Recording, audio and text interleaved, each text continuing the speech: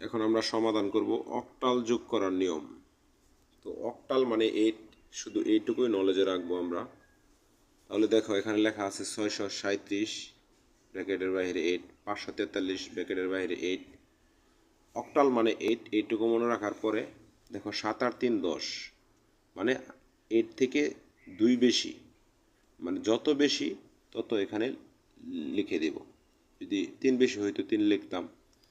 আচ্ছা, এখন এখানে কিন্তু 7 আর 3 10, 10 হওয়ার পরে 8 থেকে বেশি হলে ক্যারি 1 থাকবে, হাতের মান। ক্যারি 1 মানে হাতের 1। আচ্ছা, এখন 4 আর 3 7, 8-এর চাইতে 4 আর 3 7, আর এখান থেকে ক্যারি 1 নিয়ে আসবো। 8-এর চাইতে বেশি, 2 বেশি, তারপরে ক্যারি 1 আছে।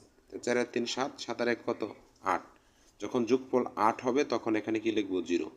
যখন যোগফল 8 হয়ে যাবে তখন লিখবো 0। আচ্ছা, যদি ক্যারি 1 না থাকে এখানে যোগ করার তো কোনো প্রয়োজন নাই। আচ্ছা, এখন দেখো 6 আর 5 কত? 11। 6 আর 5 কত? 11। 8-এর থেকে 3 বেশি, আর এখানে 4 আর 3 7, 7 আর 1, এই যে ক্যারি 1 সহ 8 ছিল, যোগফল যখন 0 হবে তখন এখানেও থাকবে কি? হাতের 1 মানে ক্যারি 1।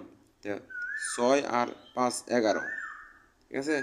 8-এর থেকে 3 বেশি, কত বেশি? 3 বেশি, আর এখান থেকে আনছি ক্যারি 1। 3 আর 1 কত হচ্ছে? 4। 3 আর 1 4, আর হাতের আছে ক্যারি 1।